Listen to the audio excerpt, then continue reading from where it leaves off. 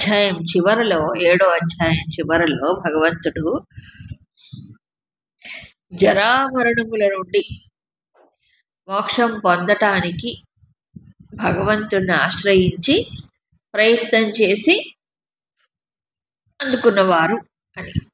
వాళ్ళు ఏమేమి తెలుసుకుంటారు అంటే, మోక్షం విషయంలో చాలా మందికి అనేక సందేహాలు ఉంటాయి. అది అనుభవంలోకి వచ్చే విషయం కాదు కదా, పొందిన తర్వాతే తెలుస్తుంది. పొందకముందు అదేమిటో తెలియదు కదా. కాబట్టి మోక్షం పొందితే మాకేమిటి లాభం, మాకేమిటి వస్తుంది, అదేదో వస్తుంది గొప్పదంటే మనం ప్రయత్నం చేస్తాం, అవునా. ఇప్పుడు జరామరణ మోక్ష అంటే ఏమిటి? మామూలుగా ఇక్కడ ఇదేమిటి, వృద్ధాప్యం, మరణం లేకుండా ఉండడం, అంతేనా? అంటే సామాన్య మానవుడైతే అదే కోరుకుంటాడు. ఏమిటది? వృద్ధాప్యం లేకుండా, మరణం లేకుండా. కానీ అదెంత నరకమో తెలుసా? మరణమే లేదనుకోండి, వృద్ధాప్యమే లేదనుకోండి, అప్పుడు ఈ శరీరంలోనే ఉండాలి, అంతేగా.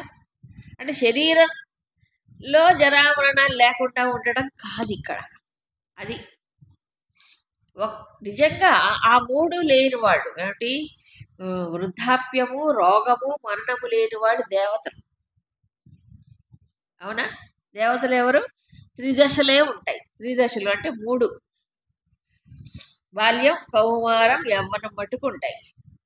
మిగతా 3 వాళ్ళకు ఉండవు, వాళ్ళు దేవతలు. ఇప్పుడు జరామరణముల నుంచి విడుదల పొందటం అంటే ఏంటి? మరణం లేకుండా, ఇది లేకుండా ఉండటం అని కాదు. అంటే ఈ శరీరంలోనే ఇక ఎప్పుడు ఉండాలన్నమాట. ఏది? వృద్ధాప్యం కూడా లేకుండా, అంతేగా. జరా మరణం లేదు అంటే ఏమిటి అర్థం? ఈ శరీరంలో లాగా ఉండిపోవాలి. బోర్ కదా. ఒకే శరీరంలో ఎన్ని సంవత్సరాలు ఉంటాడు మనిషి? పైగా ఈ లోకంలో. అదేదో స్వర్గలోకంలో అయితే అక్కడేవో చాలా చాలా ఉంటాయంటే బాగానే ఉంటుందట. బట్ ఒక్కసారి ఆలోచించండి. కాబట్టి కేవలం వృద్ధాప్యం, మరణం లేకుండా ఉండడం కాదు ఇక్కడ. మిగతా ఇవి కూడా అసలు జన్మే లేకుండా, అది కూడా ఇక్కడ కలుపుకోవాలి. పుట్టుక కానీ ఇంకోటి కానీ అన్ని 6 ఉన్నాయి కదా చేంజెస్, అవి ఏవీ లేకుండా. అంటే మళ్ళీ జన్మ లేకుండా అని అర్థం. జన్మ ఉంటే కదా మరణం. జన్మే లేకపోతే మరణం ఎక్కడుంది? లేదు కదా. సో అది జన్మరాహిత్యం కోసం ప్రయత్నం. కాబట్టి అన్ని పరిమితుల నుంచి విడుదల పొందటమే మోక్షం. విడుదల అంటారు. దేంట్లో? అన్ని పరిమితులు. శరీరం ఓ పరిమితి, ఇంద్రియాల పరిమితి, మనోబుద్ధుల పరిమితి, అవునా. ఈ దీంట్లోంచి బయటపడకపోతే మళ్ళీ మళ్ళీ ఏమవుతాయి? ఇంకొక పరిమితమైనటువంటి ఉపాధులు వస్తూనే ఉంటాయి, ఎప్పుడు కంటిన్యూస్గా వస్తూనే ఉంటాయి. కాబట్టి ఇవేవి ఇంకా దేంట్లోనే ప్రవేశించకూడదు, ఏ ఉపాధిలో కూడా. ప్రవేశిస్తే మళ్ళీ మరణం, మళ్ళీ మరణం, ఇలా ఒక విష వలయం లాగా చిక్కుకుపోతున్నాను కదా అని ఆర్తితో. కాబట్టి ఏం చేయాలి? దీంట్లోంచి అసలు బయటపడాలి పూర్తి అని ఏం చేస్తాడు? ఇంతకుముందు చెప్పాడు, భగవంతుణ్ణి దృఢమైన వ్రతములతో ఆరాధించిన వాడికి, ఆరాధించడం అంటే ఏంటి? తన లోపలే ఆత్మగా ఉన్నాడనే భావనతో చేసిన వాడికి ఏమవుతుంది? బయటపడాలనేటువంటి ఒక ఇది కలుగుతుంది. మళ్ళీ దీంట్లోకి రాకూడదు. లోపల బయట వ్యవహారం ఎందుకో కదా, ఉపాధుల్లోకి రాకూడదు అని ఎవరైతే ప్రయత్నం చేస్తారో. ఎందుకు? ఉపాధి పరిమితి అనిపించాలి కదా. ఇది ఒక పరిమితి అని అనిపించినప్పుడు బయటపడాలనిపిస్తుంది. పరిమితి అనిపించకపోతే బయటపడాలనిపి. ఒక రకంగా చెప్పాలంటే వైరాగ్యం రావాలి. వైరాగ్యం వల్లనే మోక్షం అవుతాడు. అందుకే అభ్యాసైనది కౌంతేయ వైరాగ్యన గృహ్యతే అన్నాడు. ఆ వైరాగ్యం లేకపోతే ఎప్పుడు ఈ ఉపాధి ఇంద్రియాలు, వీటిపైనే ఇంద్రియాలు సాటిస్ఫై చేయనిదే అనిపిస్తుంది. కాబట్టి ఉపాధులు ఉంటే కదా ఈ గొడవ. ఈ ప్రపంచంతో కాంటాక్ట్ ఇవన్నీ ఉంటాయి. అది దీంట్లో రాకపోతే ఫ్రీ. అవునా? అది మోక్షం. సో దానివల్ల దాన్ని పొందాలనేటువంటి తపనతో ఏమవుతున్నాడు, నన్నే ఆశ్రయించి ప్రయత్నం చేస్తున్నాడు. నన్నంటే ఎవరిక్కడ? ఈ మొత్తం జగత్తుకి ఆధారమైనటువంటి పరమాత్మ. ఇంకెవరిని ఆశ్రయించాలి? అది ప్రయత్నం చేస్తాడు. అప్పుడు వాళ్ళకి ఏమేమి తెలుస్తాయి? సో మోక్షం వల్ల ఏ జ్ఞానం వస్తుందో చెప్తున్నాడు. 6 విషయాలు చెప్పాడు. ఏమిటది? తద్బ్రహ్మ. బ్రహ్మం అంటే తెలుస్తుంది, అధ్యాత్మం తెలుస్తుంది, కర్మ యొక్క మూలం ఏమిటో తెలుస్తుంది, అధిభూతం ఏమిటో, అధిదైవమేమో, అధియజ్ఞమేమో తెలుస్తుంది. తర్వాత శరీరం విడిచిపెట్టి వెళ్ళిపోయేటప్పుడు వాళ్ళు నన్నే తెలుసుకుంటారు, నన్నే పొందుతారు యుక్త చేతసః అన్నాడు. కాబట్టి మోక్షం అంటే ఏదో ఒక ప్రదేశానికి వెళ్ళి ఉండటమో, కేవలం పంజరంలోంచి బయటపడ్డట్టుగా శరీరాల్లోంచి బయటపడటమో కాదు.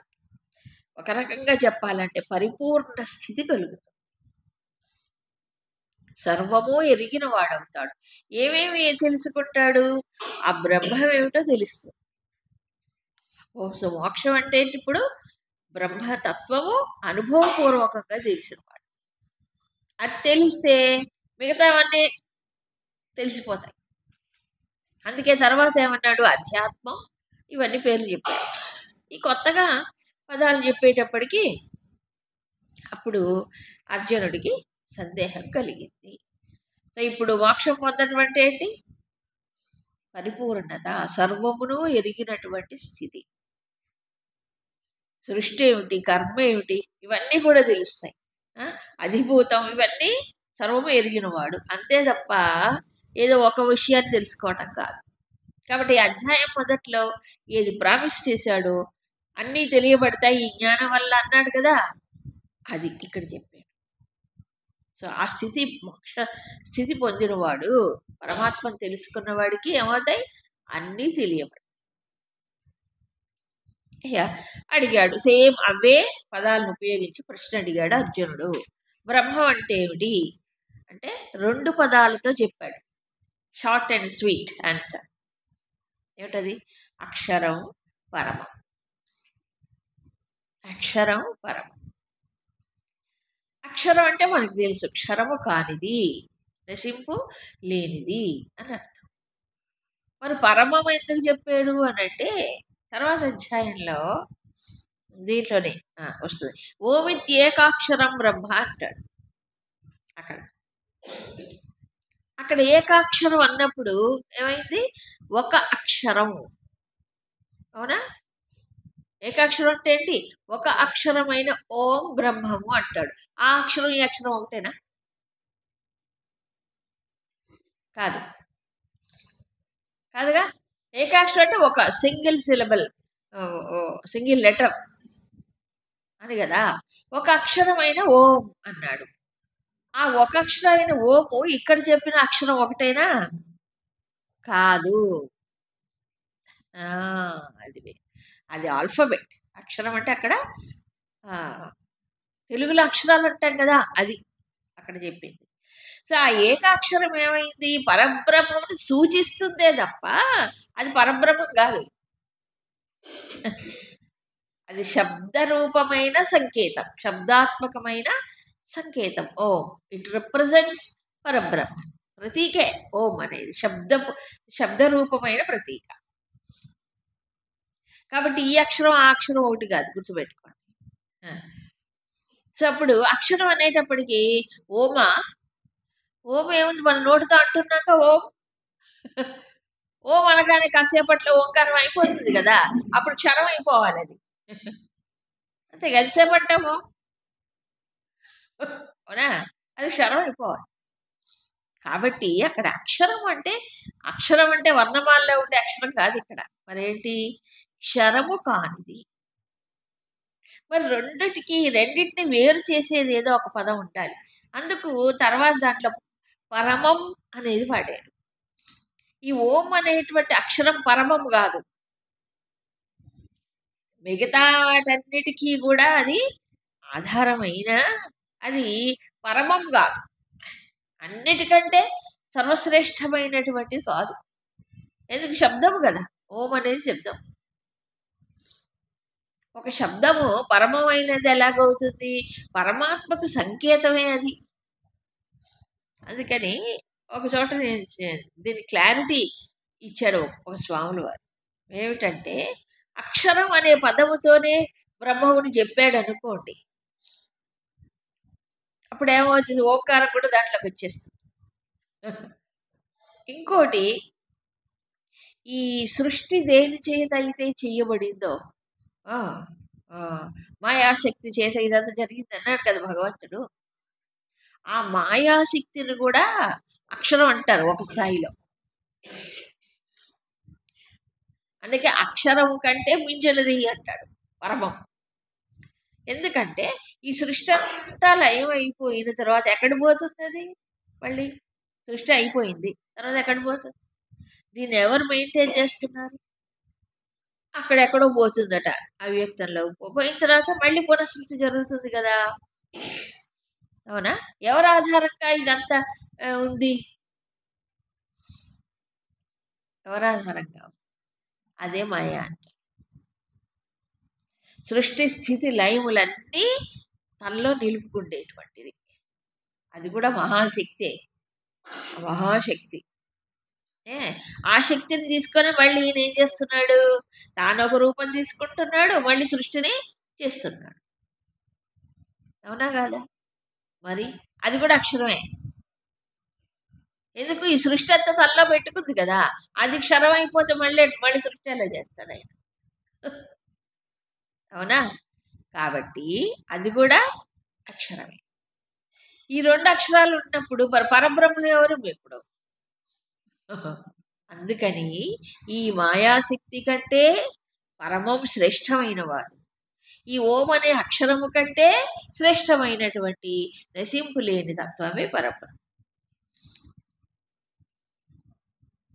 పరమం అది గుర్తుపెట్టుకోవాలి. అక్షరము పరమము కూడాను. దీనికి మించింది మరొకటి లేదు, పొందవలసింది ఇదే అని అర్థం. అందుకే జీవ బ్రహ్మైక్యం అంటాడు చూడండి. అది జీవుడు ఏమవ్వాలి ఇప్పుడు? ఆ పరమాత్మలో అక్షరంలో లీనమైనప్పుడు తాను క్షరుడు కాడు కదా. జీవుడు ఎప్పుడు క్షరుడే, నశించిపోతుంది. అవునా? ఇకపోతే స్వభావ అధ్యాత్మముచ్యతే. స్వభావం అంటే ఇక్కడ ఎవరి స్వభావం? ఇందాక ఏ అక్షరము పరమం అని పరబ్రహ్మం చెప్పామో ఆ పరబ్రహ్మం యొక్క స్వభావం. జీవుడిది కాదు, లేదా వస్తు స్వభావం కాదు. మరెవరిది? అక్షరం పరమం అని చెప్పినటువంటి పరబ్రహ్మం యొక్క స్వభావం. దాన్ని ఏమన్నారంటే అధ్యాత్మము అన్నారు. అధ్యాత్మం అంటే ఏంటి? లోపలే ఉండేది అని అర్థం. అయితే లోపలంటే ఏంటి? జీవుడు లోపల ఎన్ని ఉన్నాయి? ఓ బోళ్ళు ఉన్నాయి. అవునా? వీటన్నిటికీ కూడా అతీతమైనటువంటి ఆత్మరూపములో, అందుకే అధ్యాత్మం అన్నాడు. ఎక్కడుంది ఆత్మ ఇప్పుడు? లోపలే. అధ్యాత్మ చేసేస్తా అంటే దృష్టి దానిపైన పెట్టినవాడు అని. సో ఇప్పుడు పరబ్రహ్మము సర్వము పరిపూర్ణమై అక్షరమై పరమమైన ఉంటే ఆయన ఇంకా ఎక్కడున్నాడు? జీవుడి లోపల కూడా ఆత్మగా ఉన్నాడు. అందుకే ప్రత్యేగాత్మ అంటారు దాన్ని. ఎట్లా ఉన్నాడు అంటే శంకరాచార్యులు ఒక మాట చెప్పారు. నువ్వు ఉన్నాడని నాకేం తెలుసు, ప్రూఫ్ చెప్పండి. ఆయన ఉన్నాడు, ఆత్మగా ఉన్నాడు పరమాత్మ అని చెప్పాడు. ఏమిటి ప్రూఫ్? ఎలా? దీనికి శంకర్లు ఒక ఇండికేషన్ ఇచ్చారు.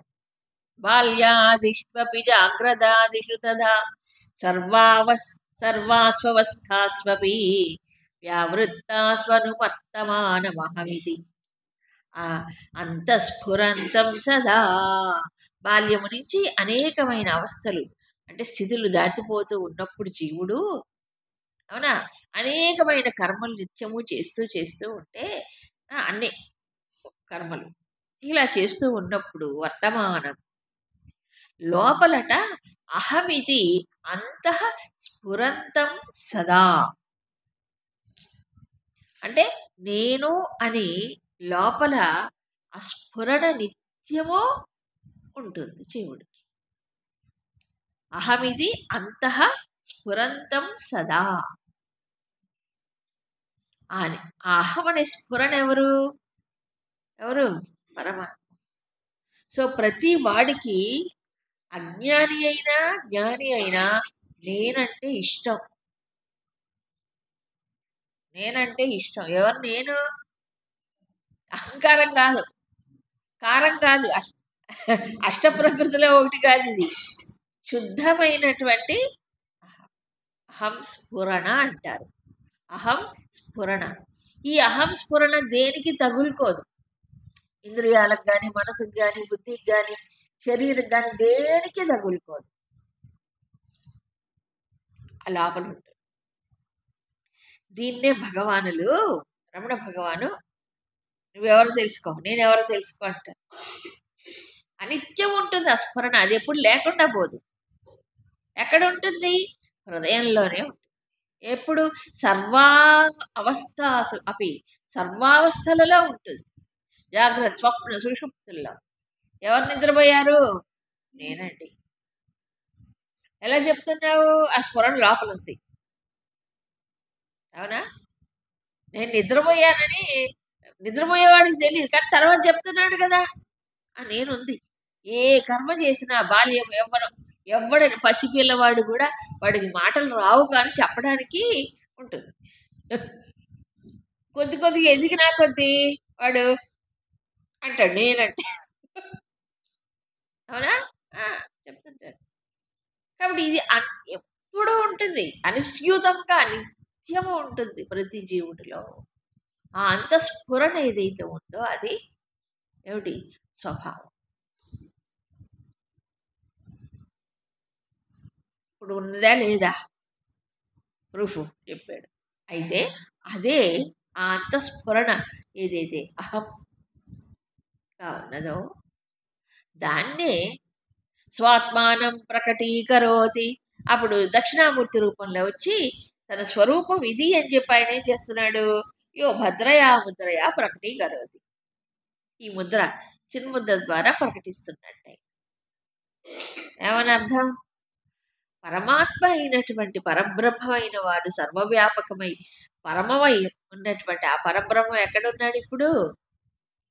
అహం స్ఫురణ రూపంలో ఉన్నాడు. అదే సోహం. అంతేగా? ఇప్పుడు చూడండి, సోహం అంటే ఏంటి? జీవుడిగా సోహం కాదు, గుర్తుపెట్టుకోండి. జీవుడిగా సోహం అనేది ఎప్పటికీ సాధ్యం కాదు. సహా అహం, ఇది చాలా లోతైన విషయం. సోహం అంటే నేను పరబ్రహ్మ, నేను జీవుడిగా పరబ్రహ్మ ఎట్లా అవుతావు? ఇక్కడ క్లారిటీ వస్తుంది అనమాట. నేను దీనికోసం ఎంతకాలం అన్వేషణ చేశాను.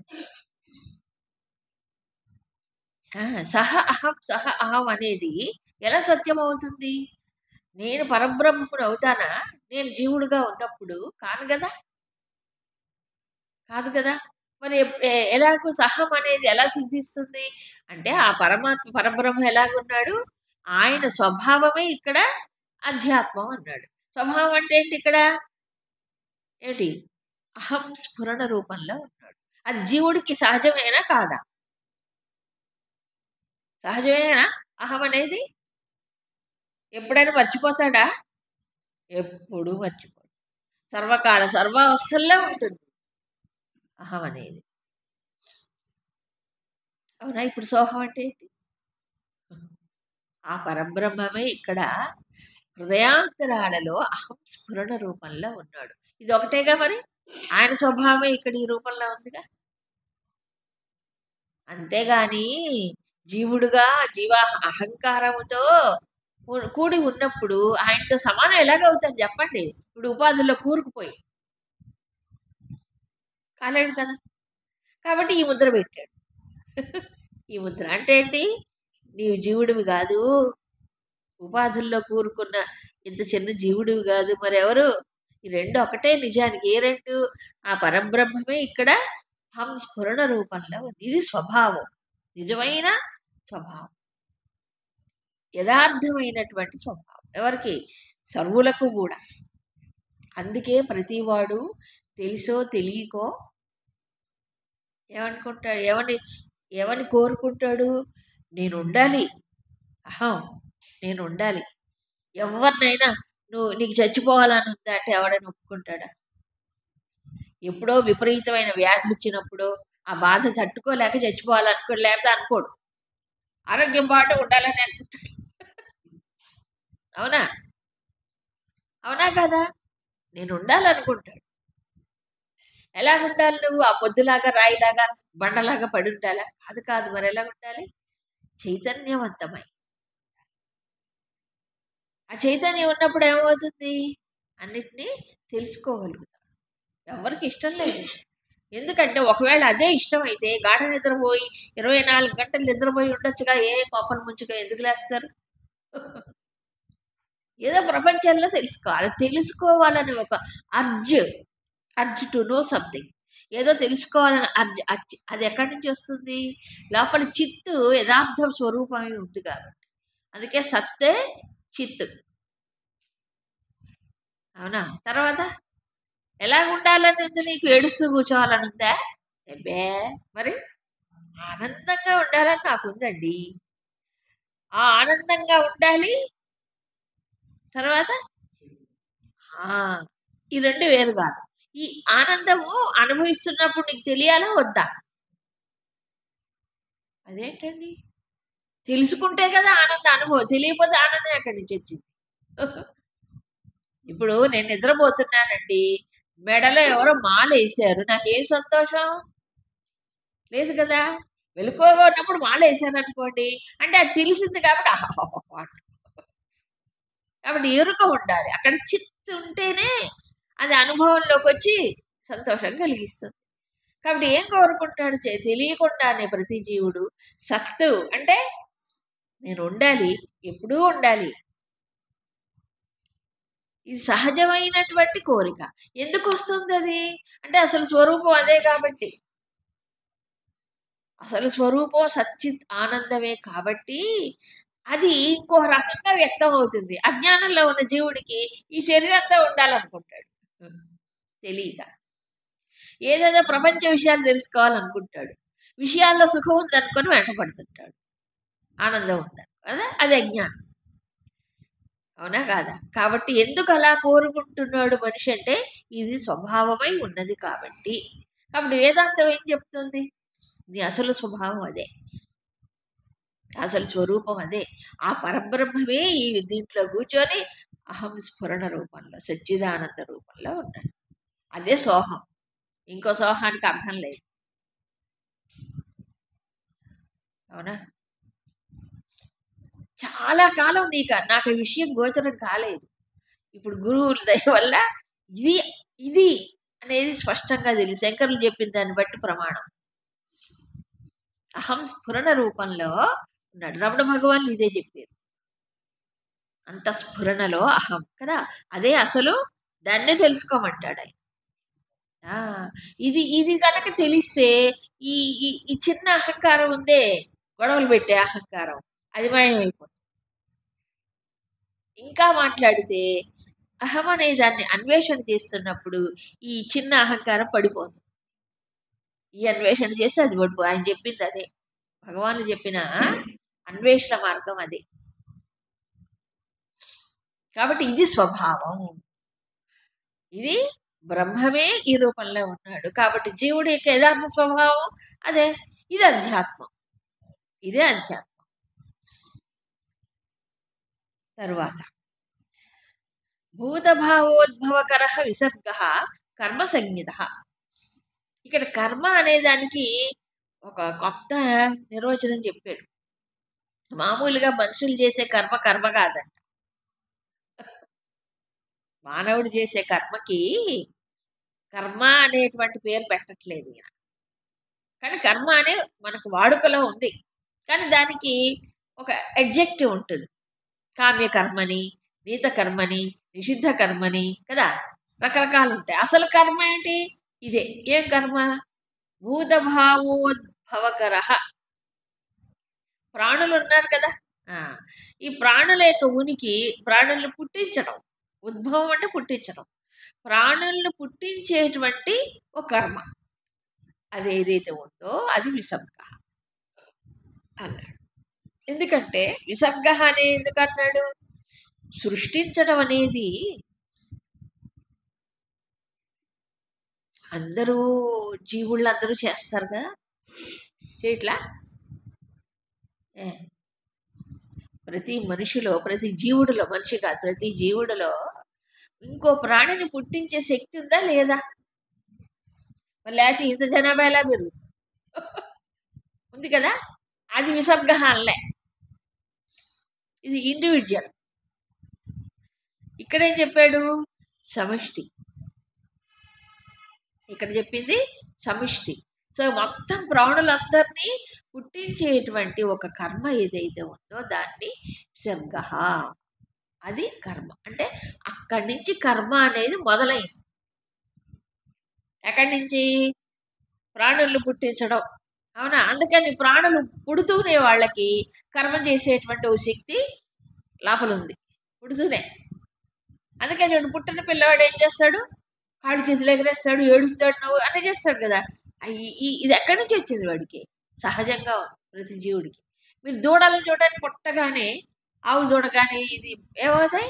పుట్టగానే పరిగెడతాయండి. మనిషికి ఇంకా టైం పడుతుంది కానీ పుట్టగానే చెంగు చెంగు చెంగును, ఎంత ఆశ్చర్యంగా ఉంటుందో అసలు.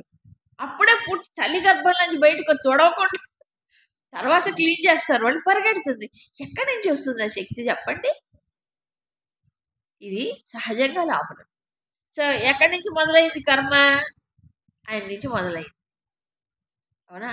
సో ప్రాణుల్ని పుట్టించేటువంటి ఈ కర్మ ఏదైతే ఉందో, ఏ శక్తి ద్వారా పుట్టిస్తాడో ఆ సృజనాత్మకమైన శక్తి, అదే కర్మ. ఇది విచిత్రం ఏంటంటే ప్రతి జీవుల్లో కూడా ఉంది. ఎందుకు? ఆయన నుంచి వచ్చాడు కదా వీళ్ళందరూ, ఆయన. కాబట్టి వీళ్ళల్లో కూడా ఏముంటుంది? సృజనాత్మకత ఉంది. ఎవరిలో? ప్రతి జీవుల్లో. లేదా? అయితే కొంచెం ఉంటుంది వీడికి, కొంచెం ఉంటుంది. కాబట్టి ఏం చేస్తారు? వాళ్ళకు తగ్గట్టుగా సంతానం వాళ్ళు పెంచుకుంటారు. ప్లస్ సృజనాత్మకత అంటే కేవలం ఇక్కడ జీవుణ్ణి పుట్టించడమే కాదు, వేరొక రకమైన సృజనాత్మకత కదా మనిషి చేస్తాడు. కానీ ఇక్కడ మాత్రం చెప్పింది జీవుణ్ణి పుట్టించడం.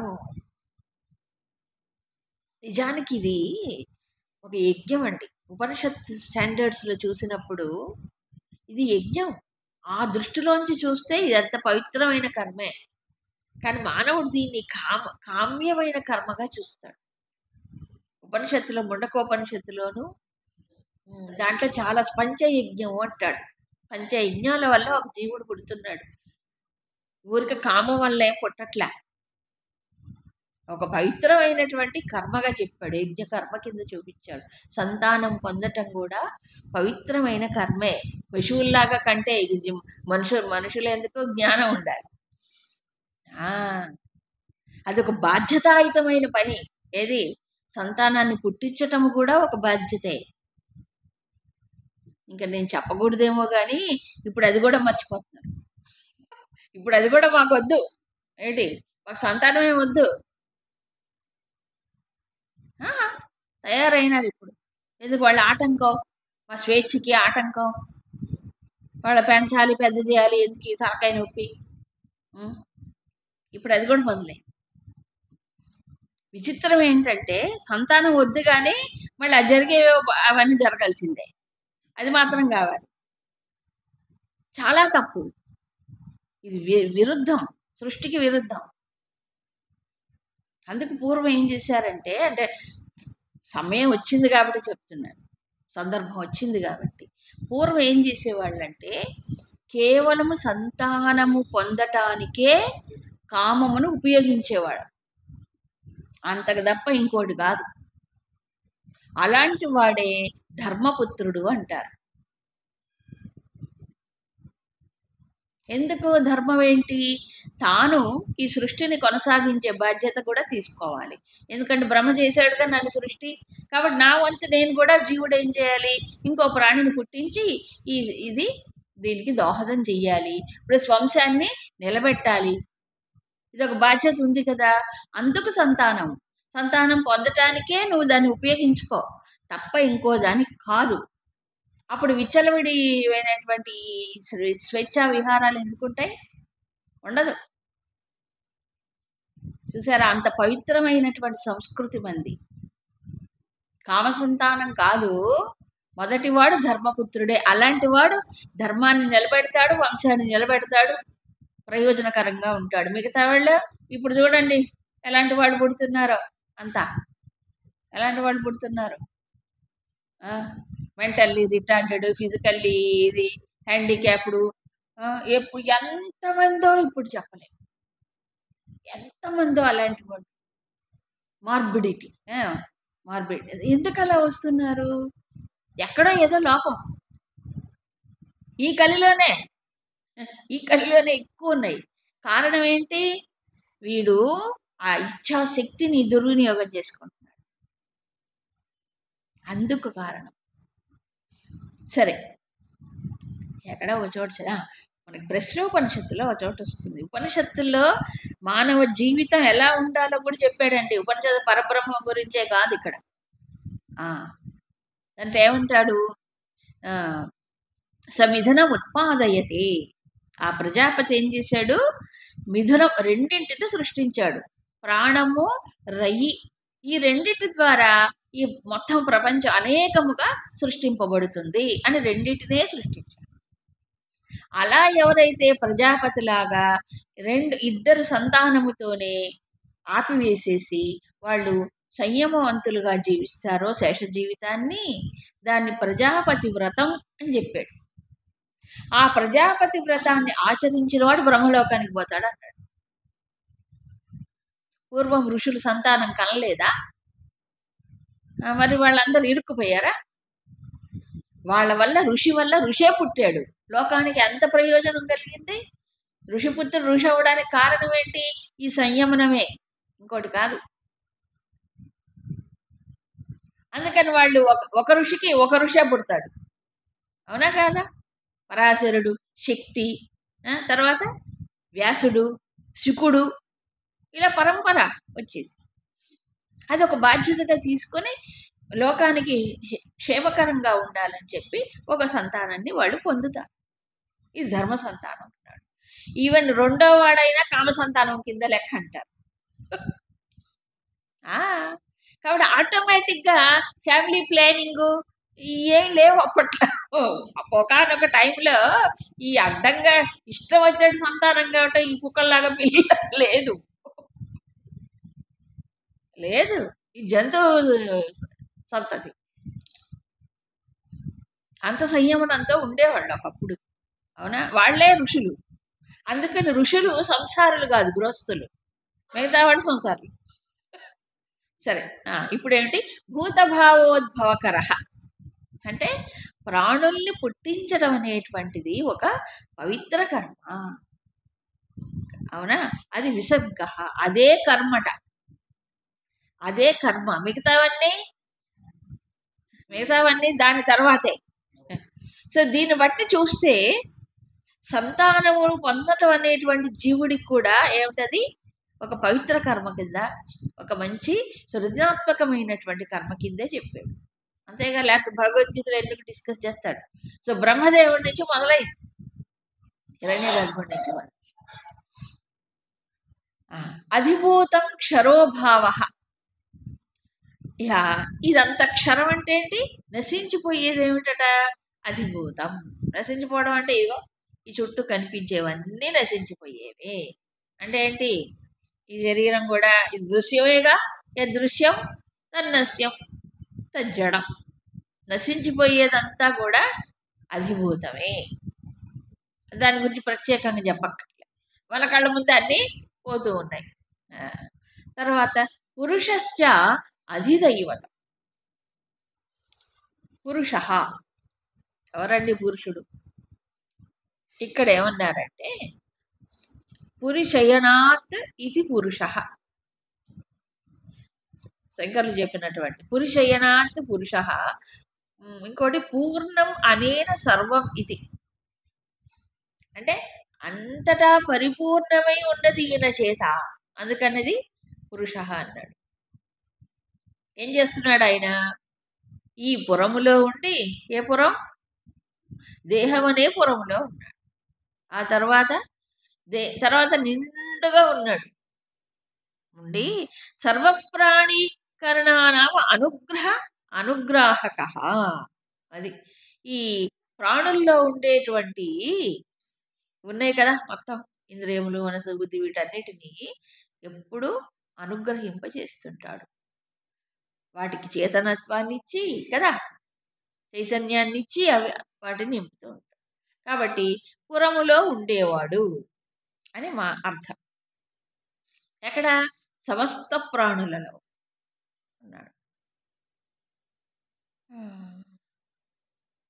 ఇక్కడ సందేహం రావచ్చు. ఇప్పుడు ఇందాక అధ్యాత్మం అన్నాం, అది స్వభావం అన్నాం కదా. అంటే ఆ పరబ్రహ్మమే ఇక్కడ ఎలాగున్నాడు? అహం స్ఫురణ రూపంలో ఉన్నాడు.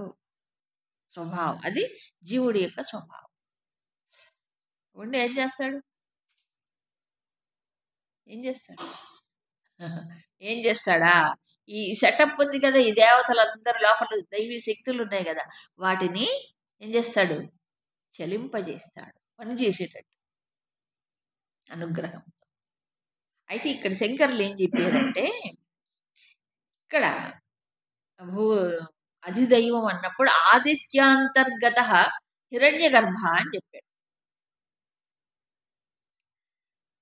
ఆదిత్యుడిలో, ఆదిత్య మండలములో ఉన్నటువంటి హిరణ్య గర్భుడే ఆయన సర్వదేవమయుడు. దేవతలంటే ఎవరు? శక్తులు, ఇంద్రియ శక్తులు, బాహ్యమైనటువంటి శక్తులన్నీ. సో వీళ్ళందరి యొక్క సమిష్టి స్వరూపమే ఏంటి? వెస్ట్లోనూ అన్నిటి కలిపి సమిష్టి స్వరూపమే ఇక్కడ సమిష్టి సూక్ష్మ శరీర అభిమాని హిరణ్య గర్భుడిగా చెప్పాడు. సో ఆ హిరణ్య గర్భుడు అంశలే దేవతలందరూ.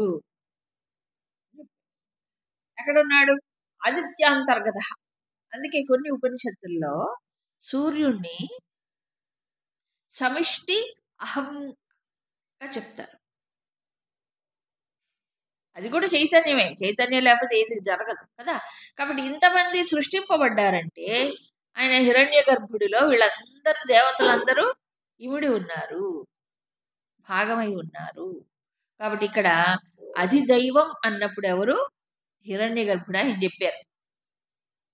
అంటే ఈ దేవతల్ని కదిలించేటువంటి ఓ శక్తి. ప్రతి ఇంద్రియానికి ఒక అధిదేవత ఉన్నారు కదా, ఎవరు కదిలిస్తున్నారు ఆ దేవతల్ని? ఎవరు పనిచేసేటట్లు చేస్తున్నారు? ఏ శక్తి వల్ల అంటే అధిదైవం, ఆయనే ఇక్కడ ఉండి చేస్తున్నాడు. సో ఇందాక చెప్పినటువంటి స్వభావం ఏంటి? కేవలం అహస్ఫురణ రూపంలో ఉంటాడు. ఇప్పుడు ఈ దైవీ శక్తులన్నిటినీ కూడా వాటికి ప్రేరణ ఇచ్చి అవి కదిలేలాగా చేస్తాడు. ప్రేరణ అంటే ప్రేరక శక్తి. ప్రేరణ అంటే మళ్ళీ లోపల ఉండే సంకల్పం కాదు, ఇక్కడ ప్రేరక శక్తి. ఇంద్రియాలు వాటంతటా అవి పనిచేయవు, అవునా? శక్తులు ఎందుకు? జడం. ఇంద్రియ శక్తులు జడమే కదా. సో ఈ దేవతలందరికీ మరి ఎవరు ప్రేరక శక్తి అంటే ఆయన అధిదైవం రూపంలో సర్వప్రాణుల్లో కూర్చోడు. ఓహో, తర్వాత ఏం జరుగుతుంది? అధియజ్ఞ అహం ఏవా, ఇది చాలా ముఖ్యం. సో ఈ దేవతలు కదులుతూ ఏం చేస్తారు? ఇంద్రియ శక్తులు ఏం చేస్తాయి? ఇంద్రియ శక్తులు కదిలి ఎక్కడికి పోతాయి? బయటికి వెళ్తాయి. బయటికంటే విషయాల్లోకి వెళ్ళిపోతాయి. విషయాల్లోకి వెళ్ళిపోయి విషయాలు ఏమవుతున్నాయి? లోపలికి తీసుకుంటాయి. ఎవరు? ఇంద్రియ శక్తులే. అలాగే మనస్సు, బుద్ధి, ఇవి కూడాను. సో ఈ ఇంద్రియ శక్తులు, మనస్సు, బుద్ధి ఏం చేస్తాయి? ఈ దేవతలు కూర్చొని ఏం చేస్తారు? ఈ విషయాన్ని స్వీకరించడం జరుగుతుంది. ఇలా ప్రతిరోజు యజ్ఞమే జరుగుతాం, అందుకే అది యజ్ఞ అన్నాడు. సో ఇంద్రియ శక్తులు విషయాన్ని తీసుకోవడం యజ్ఞం అంటాడు. ఎందుకని? అక్కడ వాళ్ళు దేవతలు కాబట్టి. అంతేగా? ఓహ్! అవును. మనము యజ్ఞకుండం వెలిగిచ్చి ఏం చేస్తాము? స్వాహ అని ఒక్కొక్క దేవతకు మంత్రం చదివితే, ఆ దేవతలకెళ్తున్నాయి అంటున్నాం. అవునా కాదా? మరి ఏం చేస్తున్నాం? నేతి ధారలు ఎవరికి సమర్పిస్తున్నాము? ఆ దేవతలకి. మంటకు గాదు, అగ్నికి గాదు. అగ్ని మీడియేటరే. Post master. ఎవరు? అగ్ని. ఉత్తరాలు పోస్ట్ మ్యాన్. మాస్టర్ కూడా కాదు. Post man. అవునా? కాదా? అంతే. అలాగే మనం సమర్పించేటప్పుడు దేవతలకు అందిస్తాడు. కానీ ఎవరికి చేరుతుందది? దేవత. అది బయట జరుగుతుంటే, ఇక్కడ లోపల ఏం జరుగుతుంది? ఈ దేవతలు ఏం చేస్తున్నారు? కదా! దేవతలు ఏమవుతుంది? కదులుతున్నప్పుడు ఇంద్రియ విషయాలు ఏమవుతున్నాయి? లోపలికొస్తున్నాయి. ఇది సమర్పణ చేయడం జరుగుతుంది. ఇది ఎప్పుడు జరుగుతుంది యజ్ఞం? ఆ! ఏకాదశి ఏకాదశికా? ఆ! నిత్యము నిరంతరం. మన మెలుకువగా ఉన్నంత సేపు జరుగుతూనే ఉంది. జరుగుతుందా లేదా? చెవుల్లోకి శబ్దాలు కదా! నాలుకకు రుచులు, ముక్కులోకి వాసనలు. ఎప్పుడు ఆగింది చెప్పండి? స్వప్నంలో కూడా ఇంకొక శరీరంలో సూక్ష్మ శరీరంలో కూర్చొని చేస్తుంటాడు. ఒక నిద్రలో తప్ప. నిత్య నిరంతరం జరుగుతోంది కదా! మనం చేస్తున్నామా? మనం గనక చేసేటట్లయితే వాటన్నిటికి రెస్ట్ ఇస్తాం. ఎవడు చేస్తాడులే రోజు. నేను నిరంతరం జరగట్లే? ఓహో! సో, ఈ ఇంద్రియ శక్తులకి విషయాలు సమర్పించబడుతున్నప్పుడు అది యజ్ఞం అన్నాడు అందుకే. ఈ మొత్తం యజ్ఞం జరుగుతుంటే దాన్ని స్వీకరించేదెవడు? మనిషికి ఏమవుతుంది అప్పుడు? ఇది జరుగుతున్నప్పుడు ఏం జరుగుతుంది? విషయం వచ్చి పడుతుంది లోపల. పడుతుందా? పడుతున్నప్పుడు ఎవరు తీసుకుంటాడు దీన్ని? ఎవరి కోసం సమర్పిస్తున్నాం? ఈ ప్రిసైడింగ్ డైటీ ఎవరు? అది యజ్ఞుడుగా ఇక్కడ కూర్చొనున్నాడు. సబ్జెక్టివ్ యజ్ఞం. ఇది లోపల జరిగేది. నేనే. నేనే. అంటే ఏంటి? ఇవన్నీ ఎవరికి సమర్పించబడుతున్నాయి? తెలీదు జీవుడికి. ఆయనకే సమర్పించబడుతుంది. తెలీదు. అందుకే 12 రకాల యజ్ఞాలు చెప్పలా?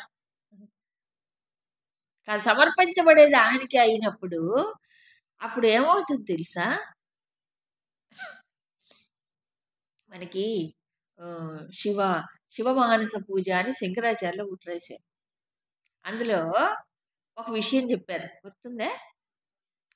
ఆత్మాత్మం గిరిజామతి పరిజనాః ప్రాణాః శరీరం గృహం పూజా తే విషయోపభోగరచన అన్నాడు. అవునా? పూజ విషయోపభోగ రచన. అంటే ఏమిటి? ఈ విషయాలు అంటే ఇంద్రియాల ద్వారా భోగించబడటం అనేది కూడా స్వామి నీ పూజే. అంటే ఎక్కడుండి తీసుకుంటున్నాడు ఆ పూజ? ఆత్మాత్వం. నీవు ఆత్మగా ఉన్నావు కాబట్టి ఇది జరుగుతుంది. లేకపోతే ఎక్కడ జరుగుతుంది? ఇది పూజ అంట. అయితే ఆయన ఆత్మగా ఉన్నాడనుకొని అధియజ్ఞుడుగా ఉన్నాడనుకుంటే పూజ. లేకపోతే భోగమే. ఆయన మర్చిపోయి ఇంద్రియాలకు సమర్పిస్తే భోగం. ఆయనే ఇక్కడ అధియజ్ఞుడుగా ఉన్నాడనుకున్నప్పుడు యజ్ఞం. ఎంత తేడా? తేడా భావనలోనే తప్ప కర్మ ఒకటే.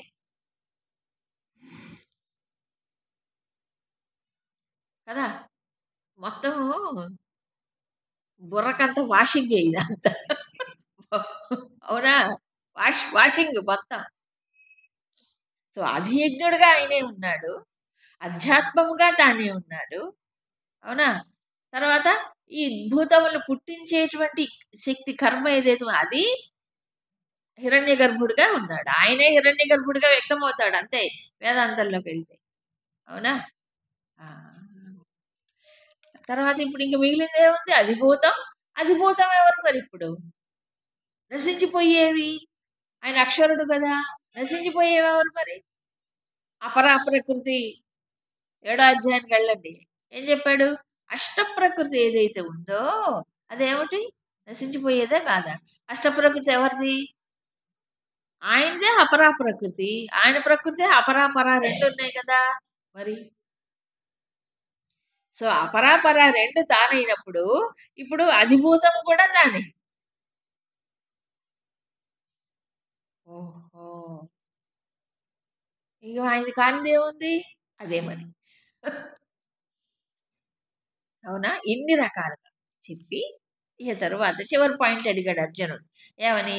ప్రయాణకాలే ఈ శరీరం విడిచిపెట్టి వెళ్ళేటప్పుడు మంచి ఆహ్, ఇది ఇంద్రియాల్ని, మనస్సుని వశపరుచుకొని అయినటువంటి వాళ్ళు ఎలా నిన్ను తెలుసుకుంటారు అన్న దానికి భగవంతుడు సూచన ఇచ్చాడు సాధనలో. ఏమిటది? అంతకాలములో కూడా నన్నే తలుచుకుంటే, స్మరించుకుంటూ వదిలేస్తే అప్పుడు నన్ను పొందుతాడు. మద్భావం యాతి. అత్ర న సంశయః. మళ్ళీ ఇంక సందేహం ఉంటుందేమో వీడికి, జీవుడికని సందేహం లేదు. ఎప్పుడు? చివరి సమయంలో కూడా నన్ను స్మరించినప్పుడు. నిన్న మనం చెప్పుకున్నాం.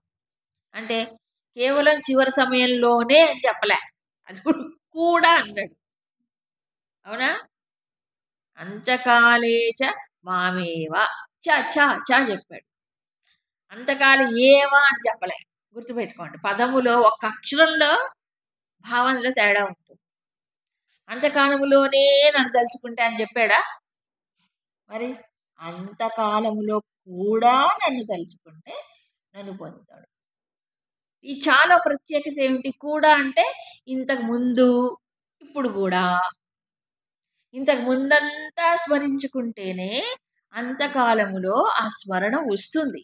లేకపోతే రాదు అని అర్థం. ఆ! జీవితం అంతా హాయిగా స్వేచ్ఛగా ఉండి అసలు భగవంతుడిని తలుచుకోకుండా చచ్చిపోయే ముందు వస్తుందా? రాదు. ఒకవేళ నోట్లో బలవంతంగా చుట్టుపక్కల వాడు తులసి తీర్థం పోసి నారాయణ, నారాయణ, నారాయణ అనమంటే నారాయణ అనడు. ఎందుకు? ఎప్పుడన్నా అంటేగా నోటితో. ఎప్పుడైనా స్మరణ చేస్తే గదా! అప్పుడు నారో, పీచో అంటాడట. నార, నార. అవి గుర్తురావు. అప్పుడు డబ్బులు ఈయన పెట్టా గాడ్రేజ్ బీరువా. లేపోతే ఏమిటంటారు? ఏన్నో రాసి పెడతారు వీలునామాలు. హ్మ్. ఏమిటో అన్ని లౌకికమైనవన్నీ గుర్తొస్తాయి. షాపులు. ఆ! ఒకాయన అడిగాడు చచ్చిపోయే ముందు. నాన్న నారాయణ స్వామికి ఒరేయ్! షాపులో ఎవరు అందరూ ఇక్కడ చచ్చారేంట్రా అన్నట్ట. నలుగు నలుగురు కొడుకులుంటే నలుగురు చచ్చిపోతున్నాడు గదా! ఈ చివరి దశలో ఉన్నాడని అందరూ షాపులు వదిలేసి వచ్చాడు. నలుగురు చూసాడు. ఒరేయ్! అక్కడెవరు లేరేంట్రా అన్నాడు. అంటే వీడి దృష్టి షాప్ మీద ఉంది. అందుకు ఈ మనస్సు ఎంత అభ్యాసం చేస్తే తప్ప ఇది ఈ సంస్కారం పట్టదు. అవునా? పడుతదా? పట్టదు. ఏమైనా చిన్న కష్టం వచ్చినప్పుడు శారీరకమైన బాధే ఎక్కువ గాదు. శారీరకమైన బాధే వచ్చినప్పుడు మానవుడు ఎవరిని స్మరించుకుంటాడు? రామ, కృష్ణ అంటాడా నోరు తెరిచి? అమ్మా! అంటాడు. అమ్మో! అంటాడు. అవునా? కాదా? ఎవరికి వాళ్ళు టెస్ట్ చేసుకోండి. టెస్ట్ చేసుకోవచ్చు. మనం ఎంతవైపు భగవంతుడి వైపు దృష్టి మళ్లిస్తున్నాం. శారీరక బాధ ఉన్నప్పుడే రామ అని అనలేకపోతే, ఇక మానసికమైనటువంటి కష్టాలు వాడిని ఎదుర్కొన్నప్పుడు రామ అంటాడా? అనగలగాలి. స్మరించగలగాలి అక్కడ. యాంత్రికము కాదిది. అదే నా జీవితం అనుకోవాలి. ఎందుకంటే ఈ ప్రయాణ కాలం అంది చూసారా? చాలా జటిలమైన విషయం. ఈ జీవుడు ఈ పంజరంలో కొన్ని సంవత్సరాలు కూర్చుంటాడు. ఎన్ని సంవత్సరాలు? వాడి ఆయుష్‌ని బట్టి. అవునా? ఒక 50 ఏళ్ళు, 70 ఏళ్ళు, 80 ఏళ్ళు ఈ దీంట్లో ఉపాధిలో కూర్చొని దీన్ని విడిచిపెట్టి వెళ్ళేటప్పటికి చాలా బాధ కలుగుతుందట. వీటిలోంచి బయటపడేటప్పుడు జీవుడికి. చాలా బాధగా. అంటే మహాత్ముడి సంగతి కాదు. మహాత్ములైతే ముందే వాళ్ళు దీంట్లోంచి బయటపడతారు. దేంట్లో? శరీరంలో ఉండగానే దీని నుంచి డిటాచ్ అయిపోతారు. వాళ్ళందరూ ఎవరు? కొబ్బరి కురుడీలు. ఆ! దీంట్లో ఉండగానే దీని నుంచి విడుదల పొందుతారు. శరీర విమోక్షణ. శరీరం నుంచి బయటపడక ముందే దీంట్లోంచి బయటపడతారు. వాళ్ళు జీవన్ముక్తులు అంటారు. దానికి అటాచ్‌మెంట్ ఉండదు. హాయిగా వెళ్ళిపోతారు. తపోవన్ స్వామి వారు చివరి దశలో ఆయనకు బాగా జబ్బు చేస్తుంది. జబ్బు అంటే ఈ దగ్గొచ్చేసేసి, బాగా కఫం వచ్చేసి, ఆహారం తీసుకోవటం గూడా చాలా కష్టమయ్యేది లాస్ట్ స్టేజ్‌లో. అట్లాంటి స్థితిలో కూడా తపోనిష్ఠుడాయన. ప్రతిరోజు కూడా కుటీరం నుంచి బయటకొచ్చి ఉదయం ఆ గంగా దేవిని చూస్తూ ఆయన, ఆయన చింతనలో, ఆయన బ్రహ్మ చింతనలో ఉంటారు ప్రతిరోజు. ఆయన కూర్చోవటం, ఆయన పోస్చర్ ఎప్పుడు ఇలాగే. ఇటు వంగేదే లేదు. చివరి దశలో కూడా ఎముకల గూడయిన తర్వాత కూడా ఇదిగా ఉండేవారు. ఆయనకి శరీరంలో శక్తి లేక, ఆహారం లేక ఉంటే వీళ్ళందరూ చుట్టూ దిండ్లు పెట్టారు. స్వామికి బాగా నీరసంగా ఉంది కదా! కొంచెం రిలాక్స్ అవుతారేమో అనుకోవడానికని భక్తులు 3 పక్కల దిండ్లు తెచ్చి పెట్టారు. పాపం వాళ్ళు ఏదో ఉంటది. పాపం వాళ్ళు తెచ్చి పెట్టారు కాబట్టి ఒకసారి కాసేపు ఆనుకున్నారంట. అంతే ఒక్కసారే. మళ్ళీ తర్వాత ఆనుకోలే. అమ్మో! సామాన్యం కాదు. అప్పుడు మన గురుదేవులు చిన్నవారు. బయ యజ్ఞాలకు అప్పుడే వెళ్ళి వస్తూ ఉండేవారు. మరి గురువు కదా! ఇంతకాలం ఆయన దగ్గరుండి, ఆయన సన్నిధిలో ఉండి ఇంత జ్ఞానం పొంది చేసినవారు కదా! మరి ఎంతైనా ఎమోషన్ ఉంటుంది గదా! మనిషి అన్న తర్వాత. ఆయనకి దుఃఖం వచ్చిందట. బాధ కలిగిందట. వైద్యం చేసుకోమంటే ఎక్కడికి రారు.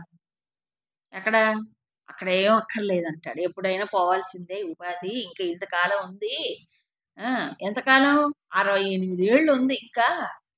ఆయనెవరో పెద్దాయన వాకిట్లో నిల్చొని పిలుస్తున్నాడు నన్ను. ఆయన ఇంతవరకు అపాయింట్‌మెంట్ ఇవ్వలేదు. ఇప్పుడైనా ఆయనతో మాట్లాడొద్దా? ఎవరాయన? యమధర్మరాజు. అన్నాడు. కాబట్టి నేను ఆయనతో మాట్లాడాలి. ఇంటర్వ్యూ ఇవ్వాలి ఆయనకి ఎళ్ళాలి. చాలు ఇంకెంతకాలం ఉండాలి? అని పిలుస్తున్నాడు. 68 ఏళ్ళు వెయిట్ చేస్తున్నాడు అక్కడ నా కోసం అన్నారు. అయినా పిచ్చివాడా!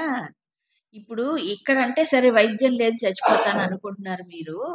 ఢిల్లీ తీసుకుపోతే అక్కడ వైద్యం బాగా ఉంటుంది. ఢిల్లీలో ఎవరు చచ్చిపోలేదా ఇంతవరకు?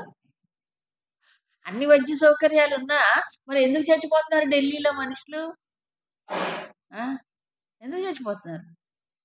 కాబట్టి ఎలాగో మరణం తప్పదు. వస్తుంది. హాయిగా స్వీకరిద్దాం. అది ప్రయాణ కాలం అంత నిబ్బరంగా ఎవడుండగలడండి బ్రహ్మనిష్ఠుడు తప్ప. ఎవరికి సాధ్యం? అది. అది తపోవన్ స్వామి. అక్కడ బయటపడుతుందనమాట. మనిషి యొక్క జ్ఞానం ఎప్పుడు బయటపడుతుందంటే, ఒకటి జబ్బు చేసినప్పుడు, 2 మరణించినప్పుడు. అవునా? సో, ప్రయాణ కాలంలో కూడా యుక్త చేతస్కులైనప్పుడే పరమాత్మను స్మరిస్తారు. భీష్ముడు చూసారా? మరి అసలు భీష్ముడు ఎంత గొప్పవాడంటే కృష్ణుడే వచ్చాడు ఆయన దగ్గరికి. ఆయన దగ్గరకొచ్చి నిలబడ్డాడు. ఆయనేం చేశాడు కాసేపు చూసి ఆ ఘట్టం మనం గుర్తుపెట్టుకోవాలి ఎప్పుడు. ఆ ఘ ఆయన చూసి స్తుతించాడు ముందు. భీష్మ స్తుతి ఉంది. తర్వాత ఏం చేశాడు తెలుసా? కళ్ళు మూసుకున్నాడాయన. ఆ! భీష్ముడు కళ్ళు మూసుకున్నాడు. మొత్తం అన్నీ లోపలికెళ్ళిపోయాయి. ఇప్పుడెవరు పాండవులు ఎవరు లేరు ఆయన స్మృతిలో. మొత్తం అన్నీ ఇంట్రోవర్ట్ అయిపోయి ఆయనేం చేశాడు? శరీరాన్ని త్యాగం చేయగలిగాడు. స్వచ్ఛంద మరణం. అనంతట దాన్ని వదిలిపెట్టాడు. ఎవరికి సాధ్యం? యోగులకి తప్ప. సాధ్యమా? మనకెప్పుడొస్తుందో తెలీదు. ఎప్పుడు పోతుందో తెలీదు. ఈ ప్రాణం స్వచ్ఛందంగా వదిలిపెట్టగలిగిన వాడెవడు చెప్పండి? అవునా? కాబట్టి లోపల అంతర్ముఖమయ్యి ఆయన ఇప్పుడు ఇంకేం తలుచుకోవట్లే. ఒకటే వెళ్ళిపోయాడు. సో, ప్రయాణ కాలములో కూడా ఇదే మనకి ఈశావాస్యలో ఏమిటది? వాయురనిలం అమృతం భస్మాంతం శరీరం క్రతో స్మర కృతగం స్మర క్రతో స్మర కృతగం స్మర అంటాడు. ఈ వాయువు బాహ్య వాయువులో కలిసిపోతుంది. మనసుకు చెప్పుకుంటున్నాడు. అవునా? శరీరం భస్మం అయిపోతుంది. ఏంటి? నువ్వు ఇంతకుముందు ఏదైతే పొందావో దాన్నే తలుచుకో. వదిలిపెట్టొద్దు చివరిదాకా. అదే తలుచుకో. మనస్సుకు బోధ. అవునా? మరి ఎప్పుడొస్తుంది చివరిదాకా తలుచుకోవాలంటే? ఎంతో అభ్యాసం కావాలి. ఈ విషయాన్ని తర్వాత శ్లోకంలో చెప్పాడు. దీని వెనకుండే లాజిక్. యం యం వాపి స్మరన్ భావం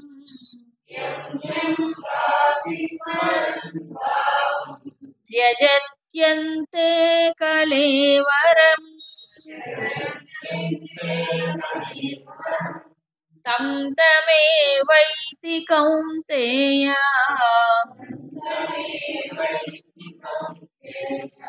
సదా తద్భావ భావితః.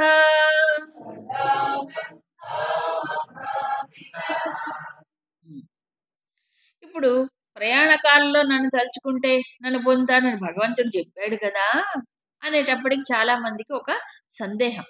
ఆ చా గురించి పట్టించుకోరు ఎవరు. చా ఏమనుకుంటారు, అప్పుడు తలుచుకోవచ్చులే అని అనుకుంటారు, పోస్ట్ పోన్ చేసుకుంటారు. కాబట్టి కాదు కాదు నాయన, చివరి కాలంలో కూడా నన్నే తలుచుకోవాలంటే ఏం చేయాలి చెప్తున్నాడు. సదా తద్భావ భావిత, ఇది ముఖ్యం. సదా అంటే ఎల్లప్పుడూ, తద్భావ భావిత, తద్భావం అంటే ఏంటి, ఆ పరమాత్మకు సంబంధించిన భావములోనే నిలిచి అప్పుడేమవుతున్నాడు ఉన్నాడు. ఆ సదా తద్భావం అనేది ఎప్పుడు వస్తుంది, యం యం వాపి స్మరన్ భావం.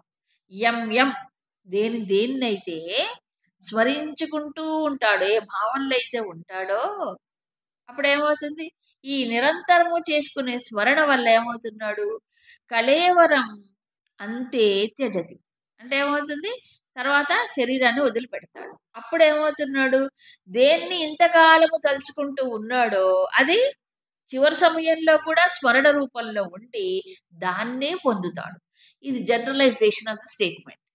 నన్నే పొందుతాడనలే, దాన్నే పొందుతాడు. దేన్ని, జీవితం అంతా దేన్నే తలుచుకుంటాడో, దేనికి ప్రాముఖ్యతనిస్తాడో, దేనికి తన మనసులో పెద్దపీట వేస్తాడో, అవునా కదా, అలా ఎప్పుడు దేన్ని తలుచుకుంటాడో అదేమవుతుంది, చివరి ఆలోచనగా అదే వస్తుంది. అందుకని యం యం స్మరణ్ అన్నాడంటే దేన్నైతే తలుచుకుంటాడో అదేమైపోతుంది, దానికి మనం బలం ఇస్తున్నాము. ఆ ఆలోచనకి బలం ఇచ్చినప్పుడు సదా తద్భావ భావిత అంటాడు. ఆ భావమే లోపల ఉంటుంది ఎప్పుడు. సో బలం ఇచ్చి ఇచ్చి చివరికి ఏమవుతుంది, చివరి సమయంలో అదే వస్తుంది. అందుకు ప్రమాదం అండి. ఏంటి ప్రమాదం, మనం ఎక్కువ దేని మీద దృష్టి పెడితే చివరి సమయంలో అదే గుర్తొస్తుంది. అది గుర్తుపెట్టుకోవాలి. అది సత్యమైనప్పుడు ఇది కూడా సత్యమేగా. అందుకని కాసేపు చేసి అబ్బో మేము చాలా జపం చేసేసామండి అని తృప్తి పడకూడదు. ఆహా, కాసేపు ఏదో చేసి మేము ఇంకా అయిపోయిందా అనుకోకూడదు. ఎందుకంటే ఆ కాసేపు చేసి మిగతా అంతా ఏం చేస్తున్నావేంటి, ఎక్కువసేపు ఏం చేస్తున్నావు, ఎక్కువసేపు మామూలే మళ్ళీ వాటిలో పడతాడు. ఇప్పుడు ఎలాగుంటుందంటే గజస్నానం తెలుసు కదా, అది ఏనుగు స్నానం లాంటిది. ఒక గంట సేపు చేసేసి మళ్ళీ తర్వాత వెళ్ళి దూకుతుంది దేంట్లోకి, విషయాల్లోకి వెళ్ళిపోయినప్పుడు మళ్ళీ ఏమవుతుంది, ఇది పక్కకు పోట్లా అది. సో ఇప్పుడు ఎంత పర్సంటేజ్ మన మనసులో భగవంతుడికి స్థానం ఇచ్చాం, ఎంత ఖాళీ ఇచ్చాం ఆయనకి, మిగతా విషయాలకి ఎంత ఇచ్చాం స్పేస్, ఎవరికి వాళ్ళు చూసుకోవాలి. ఎంతగా అప్రయత్నంగా భగవంతుడు స్మృతికి వస్తున్నాడు, జ్ఞాపకం వస్తున్నాడు. ప్రయత్నం చేసి ముక్కి మూలిగి భగవంతుడిని స్మరించుకుంటున్నాం. ఇది సాధన. మనం ఎవరికి చెప్పక్కర్లే, ఎవరు మనం సర్టిఫై చేయక్కర్లే. అవునా, విషయాల్ని బాధ్యతలు నిర్వర్తించాలి, కర్తవ్యం ఉండాలి, అది వేరు. అది చేస్తున్నా మళ్ళీ కర్తవ్యం అయిపోగానే వెంటనే ఇటు రావాలి, ఇటు స్మరణ. అంత అభ్యాసం చెయ్యాలి. కాసేపు చేసి తృప్తి పడకూడదు కదా. మాలలు లెక్క పెట్టుకుంటారు, మాలలు కాదు, మనసును చూసుకోవాలి. ఎన్ని మాలలు తిరిగితే ఏం లాభం, ఈ మనసు అటు తిరగాలి కదా. మనసు అటు తిరగాలి, మనసు తిరగటం ప్రధానం, మాల తిప్పటమే కాదు. అవునా, అయితే ఇది ఎలాగూ అంటే ఒక మహనీయుడు చెప్తాడు. మనం శ్వాస పీలుస్తాం కదా, శ్వాస ఎన్నిసార్లు పీలుస్తాం, ఎన్నిసార్లు మొత్తానికి నిరంతరం శ్వాస. అది ఆగిపోతే ఏమైంది? చచ్చినట్టే లెక్క. ఈ శ్వాస మనం ప్రయత్నం చేసి పీలుస్తున్నామా? ప్రయత్నం చేసి పీలిస్తే ఉబ్బసం అంటారు దాన్ని.